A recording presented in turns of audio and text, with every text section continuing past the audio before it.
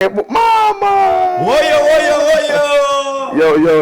Ladies and gentlemen, from nothing now to something, you know. The song we started 2019. I don't know whether that song we did it dedicating to yourself. You were speaking about your life, right? Not only me, because that was the time that ghetto was shining. That ghetto blew out there, because it's not about me. It's about all of us, you know.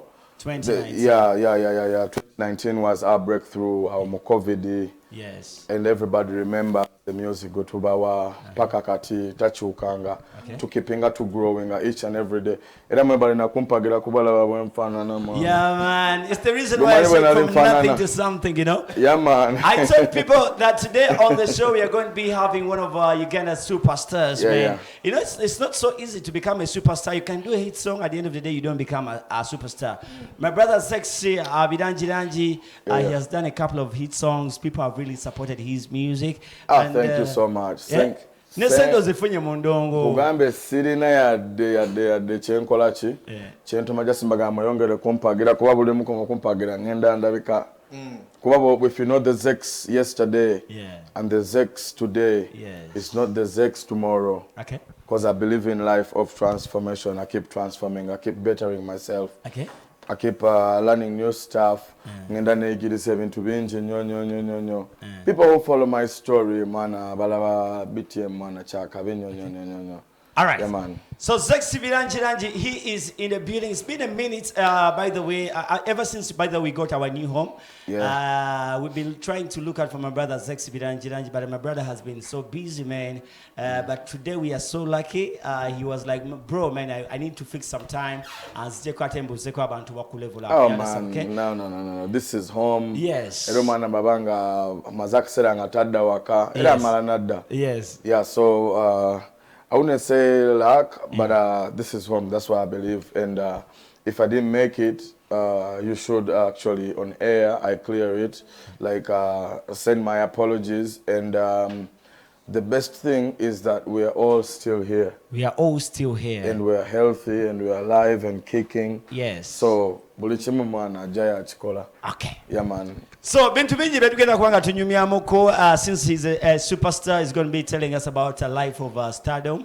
And also, we shall talk about his album that released I think it was last year? That was last year. Hatchos 10 times. Yes, it was last year, right? Yeah. So, basically... Actually, Taweda with a Bagaman, I was the first person to do a real album. A real album? Yeah, I was singing about it as the EP.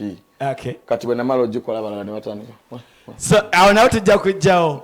So at the same time, he has a brand new jam.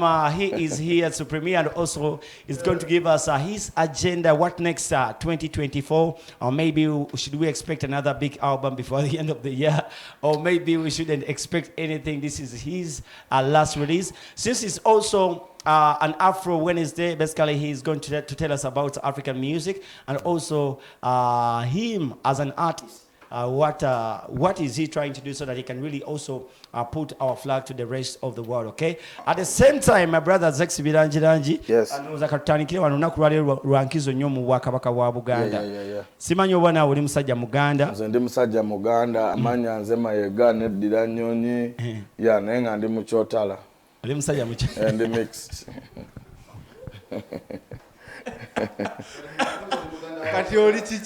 No, but by the way, let me tell you something. Mubanga baliko kyemugezako promotinga. But originally, bobomanyi ekigambo Buganda kitegeza Obuganda, which means bundles. And that's how the kingdom was made. The kingdom was made through different people from different tribes coming together. So they made a kingdom. Trust me. If you remember how Buganda kingdom became Buganda, it came from Bunyoro Kitara kingdom. SS Choba Momosomawa. From Bali Balongo, waliwo isingo maruke dimpuga. And also Chimera. So it came Nevako, Nekola Chevaita Obuganda. People coming from different parts of the world. Because Nebogenda, the Bantu, over Nebogenda, we were in Cape Town, Gucci, right? While you people who are repatriating, Ngabava, South Africa, they find their roots here in Uganda. Atenga, we're finding out on Tibari Baganda.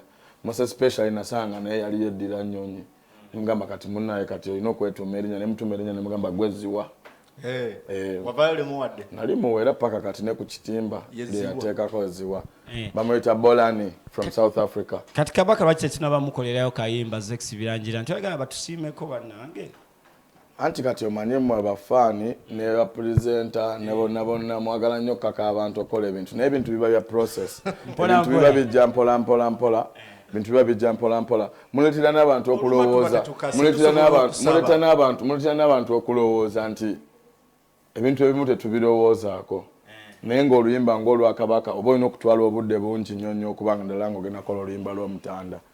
It's not a song that you go n'okakuba bukubi nga like tugeze Pateyani. That was the easiest song I did and it turned out to be a mega hit, you know. Yeah, but it was so easy for you, yeah? It was me going in studio, finding Ruyonga, one that was not around, but bali bakoze huge verses. Omani baba rapper ba get it more sound many more. Kati nengamba mwana. Zenga geta yoti wanonyingira on. She dance all. Yeah. So I told him to play the song a couple of times without their verses, and just like 1, 2, 3, we did a hit. Yeah, and actually that's how most of my songs are. I don't take time but attend writing game but ndave ngazeri munsonda ninsoka practicing. Kyogamba fe tutwalire ngoma enkalu tuwandiike goba akakola ennyimba nga 3. Zoka. Wogende mbande mwalubamu. Zex Bilangilangi, and of course he represents, by the way, you represent dancehall, right? I represent dancehall, I represent reggae, I represent Ugandan music, I represent Afro. Just going kumanya Zex is the new prototype of music in Uganda because there's no genre. Kati kakoke fena twakoba mapiano ani ayina mapiano nungi. Bwetuddayo mwaka ibine tukebere. Mukebere. Akale fena twakuba reggae mwavutako hana. Balete reggae. Okay, I'm not saying Bobamba, I'm comparing myself to others. I'm doing my best. Okulabanga nange ngatako etafali ku music we Uganda. But ngeza ko kulaga versatility. I want people to learn from me. I want to inspire. Yena aliyeyo because I can even rap, I can sing, I can dance. Okay. Yeah, I can write. I can direct, I can manage, I can Brichimoshi is. Yeah, jukira nze maza, nze faza, nze children. Nekyesize kwagala ku Zex ye muntu ayagala nnyo okweyigiriza ebintu ebipya because bw'oba owulira ngeri gye yatandisemu interview ng'agezaako gamba agezaako gatagata kino ne kino ne kiri so that he can really come up with something. Okay. Yeah, when I focus directly, have you ever directed any song of yours somewhere? Yeah, most of my songs I direct them. We come up with ideas. Listen, this is the thing. Just like when an artist goes into the studio, the producer, Chino Kumoya Mbako, where one that kind of feeling, gem feeling, and the type of sound I would really love. The same applies to videography. Era na osolo mugamba njagala onkwate nga ndi bwenti njagala onkwate nga ndi bwenti katecho bachita batewe directing. Such truth. But naliko ne producer muna ngamba sometimes you artists you limit their creativity because at the end of the day you come with your own ideas. Ati ne producer na ina asanga nga ina chabadde nga kyakabi nenga Zex agamba njagala kino lwakwe wakirabye somewhere anti kati aba balina kulinda bali be bawandikidde music okitegedde nga buli kimu bakimukoledde okitegedde kyegandi because you're going to write something that is going to go beyond my budget or go under my budget, you get. So you need to listen to me. We need to tulina okubaganya ebirowoozo olina okumpuliza nange nenkuwuliriza sinti siwuliriza. Ask every production manager, ask every director, ask all the creatives benkoze nabo. I listen to you, but I also give you my opinion. Either you buy it or you don't buy it. Sometimes my opinions are not right. I'm not saying that all the time. Chendo was a chibere but I give you my opinion. Katigoboya gala kolera Damas nga ali wali eri buli kimagamba. That's not me. Zex Bilangilangi. Zex abadde wano y'omu ku bayimbi mu Uganda ndowooza bayimbi buli genre n'agifunamu nga bagambe reggae, amapiano, like I'm trying to break those. But twagala kumanya sound ne drill. Ne drill? Yeah, ne drill like a but basically me Zex Bilangilangi, I term you as a dancehall artist. Yeah, of course, dancehall is everything. Because with dancehall, you can do every type of music. Yeah, because you start with rap. You know, every artist can rap. Rap is like the genesis, because rap is rhythm and poetry. Yes. So after starting rap with rhythm and poetry, then Nogenanga or developing and pola no singing. Like you build your career. Though some artists which is not me. Me, because I know art is limitless. Auntie, your sins. Nze nkugamba nganza I'm talking nze njogera nganze gowideri nyali omuntu yenjogedde. Okay. So Zex Bilangilangi, if I could ask you about the state of the industry as far as you ngabo jiraba muko, because I've seen a couple of other artists are complaining saying that maybe the industry rate is sliding, is not going up, right? You get what I'm saying? Our music is growing. It's growing. But there are some people who want to like downsize it. Put it down. Because when you look at our music... The legends or maybe the new kids? I don't want to mention anyone. Because... But if you're doing the right thing, you can know. And if you're doing the wrong thing, you can also tell. Yeah, so what I'm saying is, music, Uganda, in case of production, tugezemo videos, audios, promotion, nabichi, like our music is really we actually have the fastest running music industry because in Africa. Yeah, tell me every international act gwe gomanyi oba Afro oba wachi nga tayagala kujja kuyimba ko mu Uganda. Do you know why? No. Because we are the fastest running industry. Our vibe here is not like anywhere.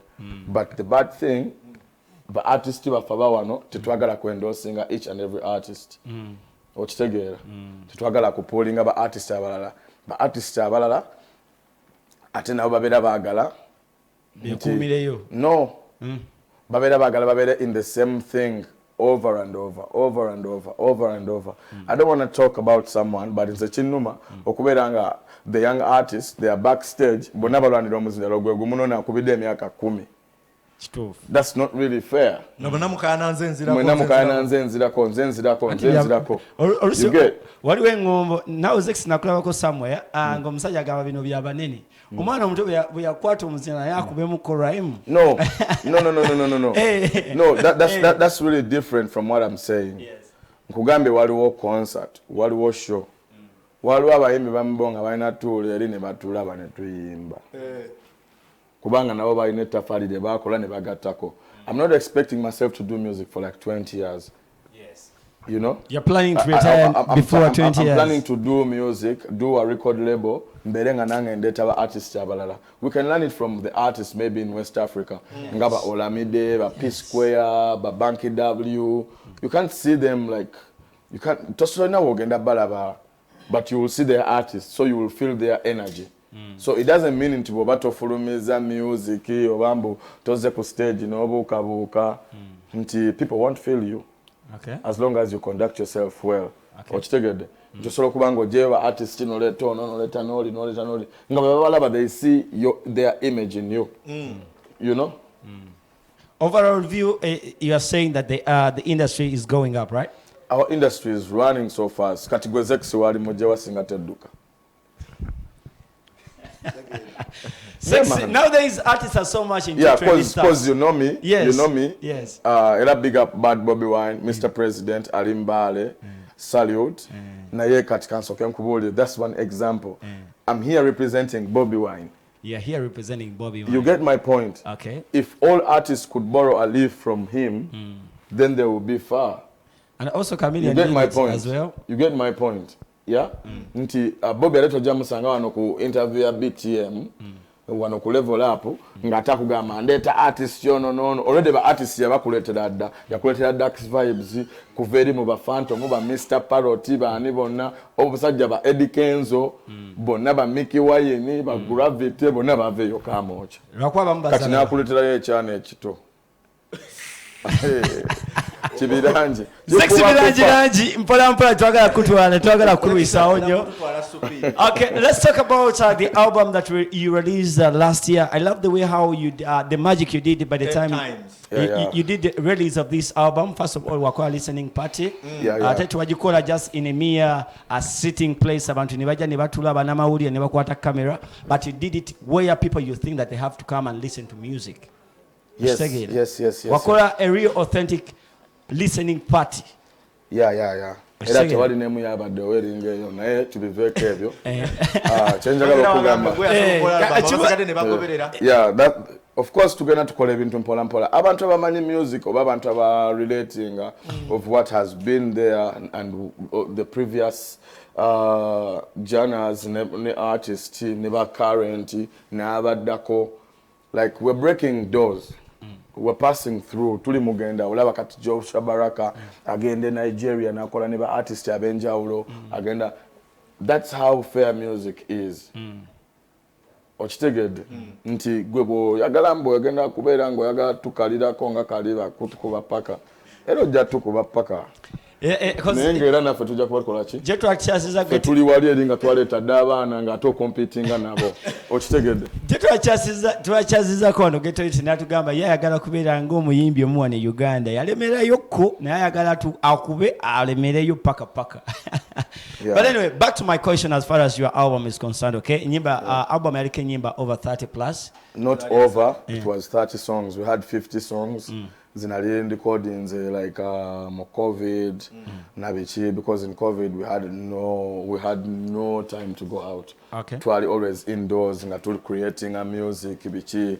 So I want to thank all the producers on this album. Tebaja kubao kuba kala tendeta yo mupya. Bamwita Horace. Okay, my question to this album is how was the reception of this album? Because some other people felt maybe like you didn't give it enough time to push the album. At the end of the day? No, let me tell you something. Yes. I've actually not yet started pushing this album, but it's there running and making moves. Because albums, my album, Okujikole Yenyemba Asatu, I was trying to widen my catalog, bands, jemuzino, levels, but to get what I can really do. Yes. But to get what I can really do.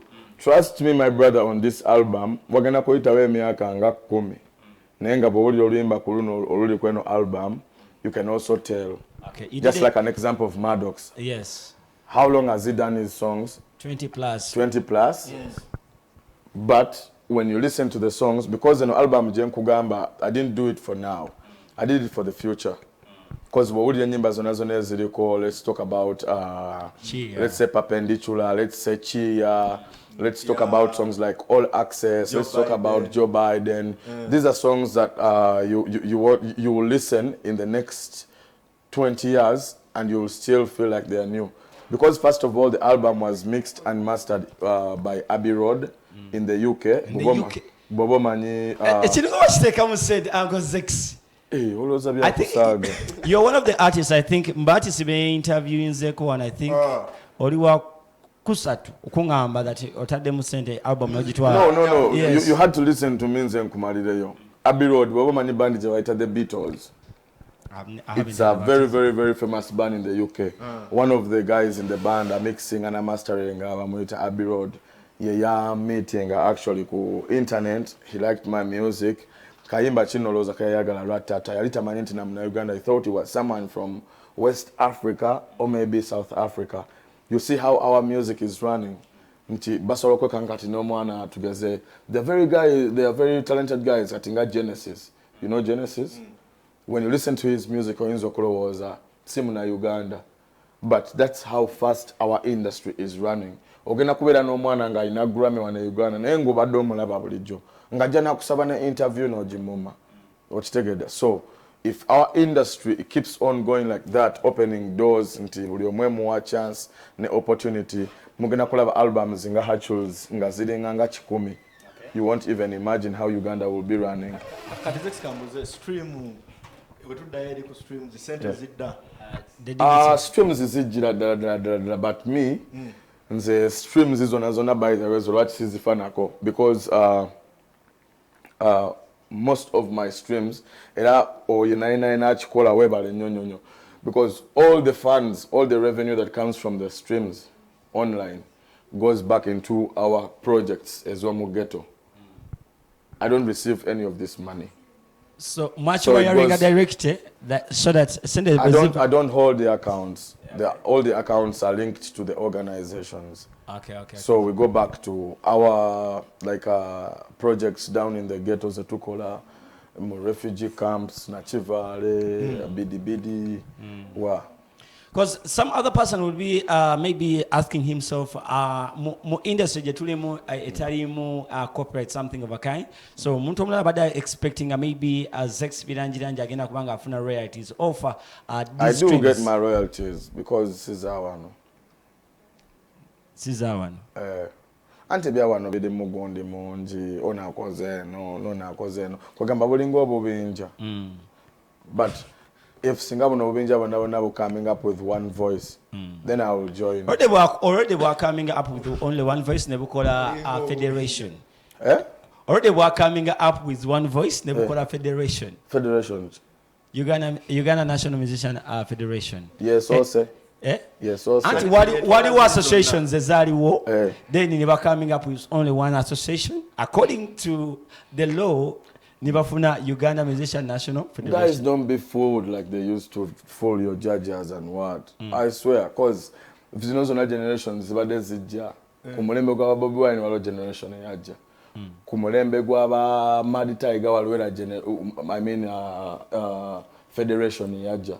So these are like nzikatimbera mbulabanga bubenja binjo obera wagala okulobinga funds from the government for their personal interests. Okay. Yeah, if it's really legal, ngabuli chimu companies izo neza akabi like objectives when aims na bichi biberayo wagulu ku kitimba sicho.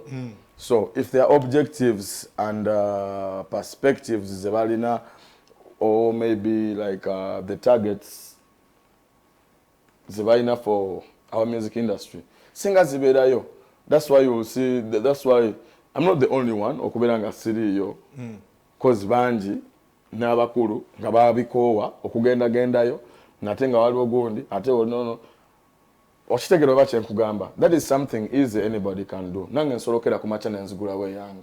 Okay. Zex Bilangilangi, a recording artist, basically is a versatile artist. Tuchali naye mu kizimbe. But me nze siri ngabo nze mba njagala twetaga lawyers. By the way, chintu kinene n'okusinga ebyo byolowooza.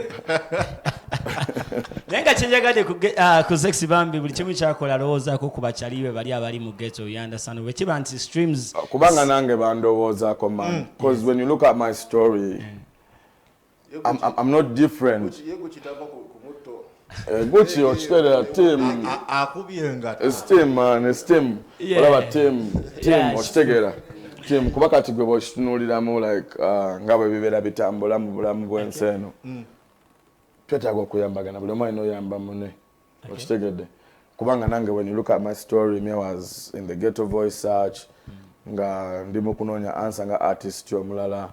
I'm now also trying to help other artists like very many artists bempa collabo olina mbuuza lwaki oyo wamuwadde collabo nemugamba lwaki ate gwe oyagala njimumme kituufu bw'olabanga ensonga zampa tezimatchinga n'ezange then awo nemuleka cause there's artists bensobola n'okuleetera wano eno bangi nnyo nga ba kilikili nsobola okuleetera ba pirato nsobola okuleetera ba artist nga ba EZD ninayo ba Nash Rhymes tuyina n'abantu bangi siba yembi bokka tuyina n'abakuba ebyuma ba DJ Gucci kati ndeta producer bamweta Horace DJ atenga mutidemwe Zex album bright pikati abayimbi abala bakozeko album bazenga batugamba mbu bana Uganda tebanaba kuyiga culture ya streaming ate go tugamba zijja twafuna economy nga tugamba bembe abantu abasinga kumwagira ku ndongo ebali UK bafunako streams wane Uganda tekiriiwo so gwe aba streaming obajjawa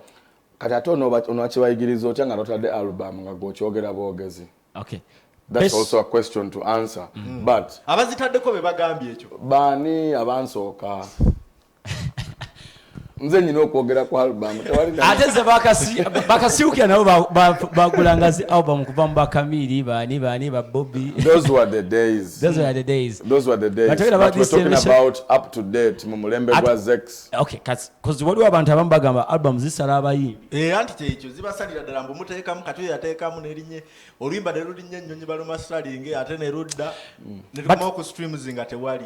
Kati bwe lunsala gwe n'ofuniramu wa. It's making a research. Gugendo ndage research we mukola mbu album eno ya sala gundi ono. Album eno ya sala gundi ono. But DJ mwe mugano zikuba. But DJ mwe mugano promoting a music wa wano. For waneno twelwanisa. Osanga DJ nga yali wali azimba. Ngamba kati nawe oli muganda wange. Nkusabe busabe kunkubira kayimba kange. Akuba Chris Brown tamukubira nga kusiba. Akuba Davido tamusanga nga koyadde mu junction na mugambo wayo. Nenze DJ wange musanga abu ne mugamba mwana kitole kichali wange. Zex Nebinyuma okitegedde era man abu big up on yourself man abaina ne show tumuwagire mwana boys wali ele na proceed. Yeah, Uncle Zex, is it bad for an artist, a brand like Zex in Zex Bilangilangi, to give a token to a DJ just to boost him up? I do, man. Is it bad? I do. It's not bad. Okay. Yeah, but that's not an obligation. It's supposed to be a token or a tip. As of appreciation. It's a token, not a salary. You get my point? It's supposed to be a token. Noga mwana chali wange okubye ndongo. Webale nnyo mwana chali wange akola ki. No itakube na luyimba yadde. Ayagala atomo eno mulimba. Zex Bilangilangi. No, but let me tell you, singa tuba tulina ma DJ nga abu, tuna ba DJ nga Fiki ali atya. TV, Fiki watabo bananga, no mukwata ko nkutta. African Mande go gamba. Mtabuka. Kubanga, that's one of actually the DJs about sporting. He's one of the DJs about sporting Fresh Kid. He was one of the DJs. Actually, DJ Fik is one of the DJs about talent or sporting a talent. So I credit him on that. Era yama nyengerije tuchikolam. Definitely. Kulafters, yes. Kulafters ku game and one day gear. Ochitegede. So fake man muleke man ani agamba ku fake. Wali wayagala okwata ku fake eyo. Wewe. So Zex Bilangilangi. Yeah, man. Basically, you're a dancer. Me, tell me as a dancer artist. Yeah. There is a saying that was happening over the weekend. Artists don't want to use their voices to speak about the social injustices that happen in different societies. Yes. Sure. You artists as well, you don't want to speak about bad things that are happening in this country because some artists they think that whenever they talk about those things, they are putting themselves into politics.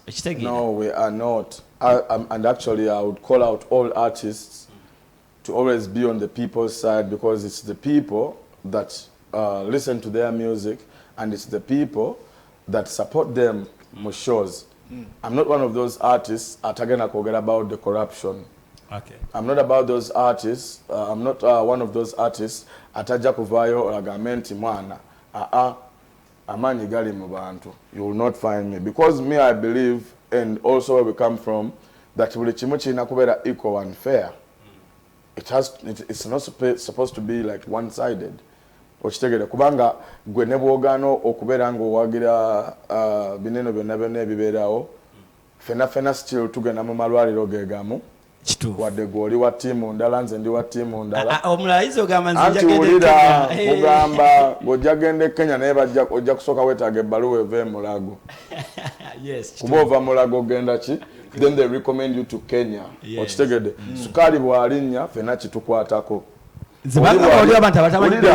oli bwali enguzi ku ttaka nga bali mu kusenda abantu fena kiba kitukakatako kubanga era baneno be bantu be bamu abalinga ffe kuba gwoyinza okuba okaabiri oyo nga naawe kijja wuwo kuba naye wooli tomanyi oba waliwo omugagga alamuzaawo okitegera kyenkugamba so fena kiba kitukwatako so I call all artists out there bwaba nga waliwo ensonga yonna ekwatagana ku butali bumativu mu mbeera ensi yaffe gyeyitamu Uganda nsaba bambi ba artist bonna babeere nga bavaayo abantu bagamba tekikoma mu kwogera also ne ku social media wali posting those injustices abasajja bafulumyanga n'ennyimba nga zikwata ku mbeera z'abantu mu ennaku zino it is so rare to find an artist okimanyi Zex kubanga munaye ba artist bonna abasinga bonna kuba nze zennyimba naziyimba dda ono ali mu bufumba gamba nkooye ekisajja ate ono ku TV anoonya musajja mukasaba yeyongedde ekisanja tekabesiekasanga naye that's one of my songs mbiwulira sicho go on the internet check my music ebayita ojadi nze nkutwaleyo ku kaalo olaba abaana bwe bataawa di nze nkutwalekeyo gyempowa imagine omuntu abulwa n'ekyokulya di nze nkutwaleyo nkulaba obeerabidde ojadi nze nkutwaleyo ate gwobiwagira gogamba abantu bogereko ate kati gwongoba kiki ekigudde mu Uganda obedda yakayana obedda yabadde this is a musical show. Let's keep it musical. No, actually, it's not about a musical show or a current affair show, because it's all in one basket. We are like tomatoes in one basket. Enyanya embwe evunda eja kuvunza ekisero kyonna. So enyanya embwe banga evunze GGM. So how about empowerment songs that do empower young people, especially get to use Sabatarina Subi? It's so rare when you look at I'm following. Bad man want to stop me, but they can't. From my head to toe, I'm protected. Cause when you kneel and pray, Jah will protect your way. You know, I say you can be the next ghetto superstar. Now osobolo kubera tewenyo mamoli, osobolo kuangula mani osobolo kuchikola. Ghetto youth you can be the next ghetto superstar. Now osobolo kubera tewenyo mamoli. Is the nyimba zili ku album as well to get to Zinonyeko? Because let me tell you something. Saso mugambe sijachogera. Soko mugambe saso. Because me, am I writing yes. Me, every single time when I feel like maybe what life struggles in Peter Mobile, I want to empower myself. You know, genda munyimba za Jamaica, you know, kuje nyimba zimo. Genda kwa munyimba za Zex. Genda kwa munyimba za Zex. Wewe na no job before. Nba kubino betuyimba kebe bubino unyenya. We really have music that we've sung that people don't want to receive. Really pass yabagamba temubi wulira. Ne baba wulira mwagala ki? Oh, but DJ Tiwagana we bizanya twandibadde twabifuna. No, it's not about that. Fe wafe wanene Uganda chiri automatic fe twagala kuwagira bintu byaffe. Osanga omuntu nga akola ekintu naye nga kityako made in Kenya oba made in Uganda, made in China. Boloze to chita. Kitegeeza wane byaffe twasalawo bivunza twagala byebweru kuba solo kugamba ene koti omwana ayinza okuba agikoze kali clothing naye bagambe eno ya Italy eno ya jibke fashions omusajja wawe tomulaba obwedda tonnamwogerako naye nga kyetulina okukola omwogereko Jamaica bawuliriza nga ali stress ndi wano nawe oli nange. Got it. Zex Bilangilangi, before we talk about your brand new song, I'd love to say congratulations by the Nakulabi of an endorsement deal.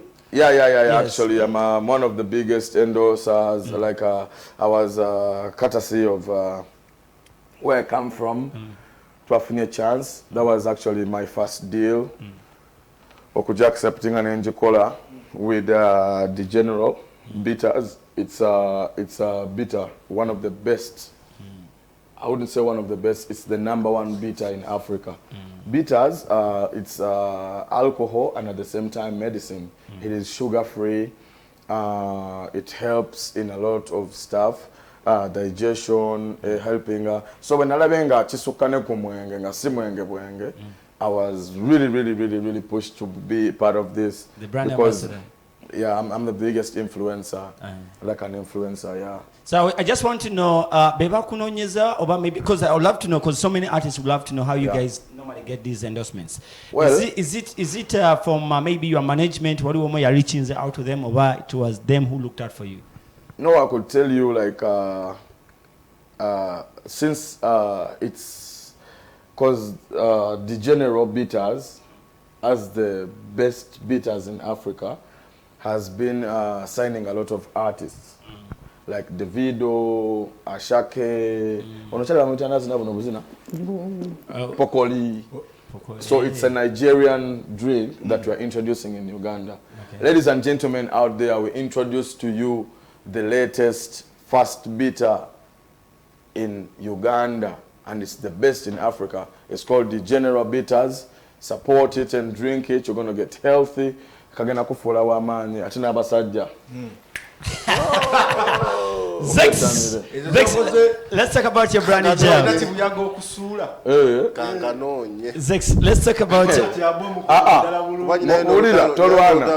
tononya mu motoka wali msindikira omwana ate wakinsindika mwana akanywe tugenda ffenna mu motoka kawulidde engeri yako tugenda ffenna Zex Bilangilangi. Now let's talk about year 2024. How has it been for you? 2024 I've been in a short creativity moment.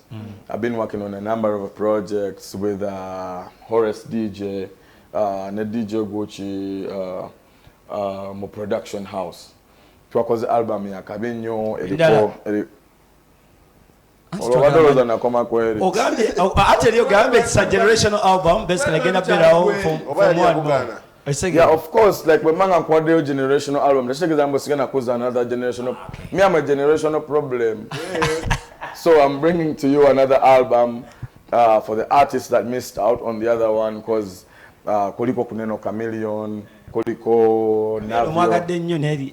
Yeah, Neri aliko Chameleon, yes, cause he's like the icon of Ugandan music industry. Yes. When we talk about our music in Uganda, so as an artist who grew up, Mpulidiza Chameleon, Bobby Wine, Bebe Cool, it's also an obligation or a big opportunity for me. Bwemanga afunye chance ya kuwa na Chameleon because he also finds me talented.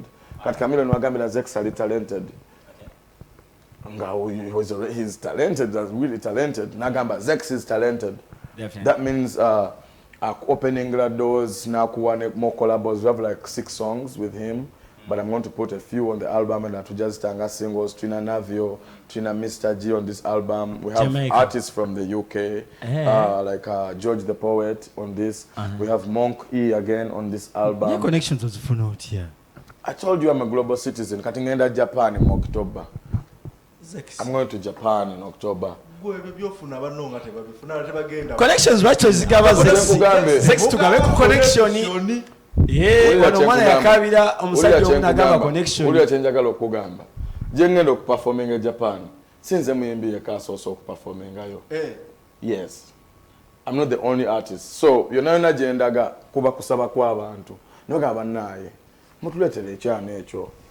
Tukube mukundongo abantu babayonga beboyenga bagala tubachamule. So me as an artist changing no color is to perform all the songs zenkoze neba artist banange ekyo kiyita bata obataddeyo mbamba taddeyo era wagambe Zex yango perform wagambe azjene big guy bagama cause next time if it's my first time to go in Japan I swear nange banko bida simu. It's one of the biggest company, Vajita Agro. Nibangamba, we want you to come and perform in Japan. I was like, what? In Japan?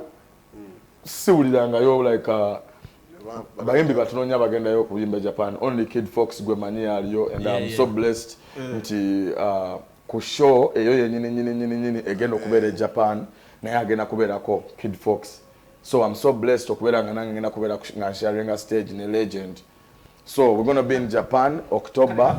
Chigenda kubera chakabinyo. Bulijjo batugamba experiences zo crossing borders nga Uganda ni industry butayimba luzungu mutimba nnyo Uganda ebise. Baveeka abo. Kati go Japan ogenda yimbira abantu. Baveeko gwe wakulo yimba wa Samero, wa Masamero manje kitegeeza. Kati. Let me tell you something what people don't know. Sigama mutatuyina kuyimba luzungu. We have to know kumixing and Uganda, but we don't have to forget our culture. Definitely. We don't have to forget where we come from, our roots. So, bwobango manyoli muna Uganda, gwekola music ngali urban, ngali local, ngali international, ngali outernational, because byonna bye mukati international ne local church. Binimani ne baba muyimbi kintu gambe Kenya wano. Nze bwe mba wano mba local. Ne bwe ngende bweru mbaki. Mba international artist. Era bagamba we're introducing our international act from Uganda. Kwa mbele Japan nga ndi mukuyimbira Japan. Mba sikyali local. Kuba kati abantu babibuza ziba local ne international. Ato omuyita international nga yimba gulu. Nomugamba kati gwengenda kukubembo. Zex, we are out of time actually. Is this brand new jam tonight off the album that you're planning to release? Yeah, it's really off the album and I'm trying to break doors okugamba amapiano bichi. Tuile okulaga nti Uganda can break doors. Ffe tuliwo kubeera nga tukuba amapiano ezo zonna genres ezisinga okubeera nga ezikalubiriza abantu. Ffe tuliwo okubeera nga abasawo okuzikubira empiso. So listen to this new tune. Nakuwa eri nnamba emu nenkuwa waliwo akali ku album go ngambe wajiwulira kayimba kyaka amapiano akalala. Bakaita pate juju olaba temwewagira. Bakaita pate juju. Yeah, bakaita pate juju. Actually on that album bobo manyi akakayimba kabaita pate juju.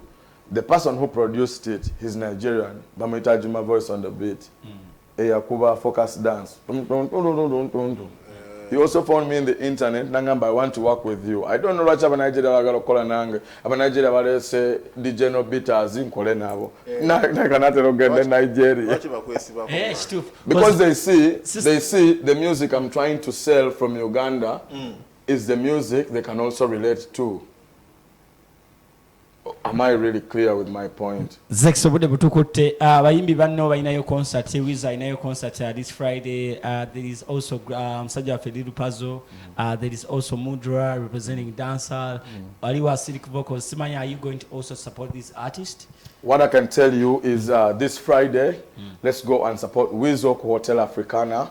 Njagala bagamba mujje bangi nyonyo mambi Wizo atwetaaga than ever before kubanga atusavinze emyaka mingi nnyo naffe yesaawa tukole kitumulage love.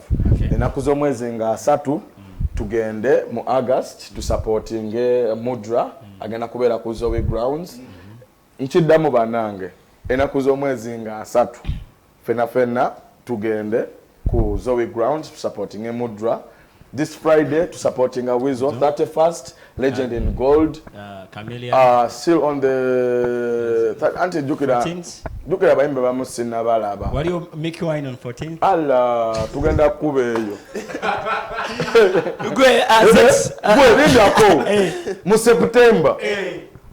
Tukuba ya Miki bubi nnyo. Tusabale jahazi pia ebirala sagala manya. Kasankube ya Miki. Ne bwengenda America cause nade ngenda Canada sagala muliro oyo. Bade onani bamuyitani ono gongambe omulala Acidic Vocals. He's really talented also as well. Yeah, I want guys to go and support him because let me tell you something you should really know. Tuli a million maker mu Uganda. Twaweza 5 plus. Tugenda mu 5. Mukivulo omuntu yetaga abantu bameka. Nga mutwalo bebibiri. Nga mitwalo ebiri. So zo baba abantu batono nnyo. Nikya kyenkugamba osolo kuwagira Zex, no wagira Modura, no wagira Zexera. Neda no wagira Zex, neda no wagira Zex no sigalanga oli kyekimu. Who is the who is the best dancehall artist? Okay, who is the king of dancehall right now as we speak in Uganda? The Simani king of the dancehall, Nayenze dancehall king. King of the dancehall. Ladies and gentlemen, let's premiere something brand new coming in from Zex Bilangilangi. This is titled Tonight.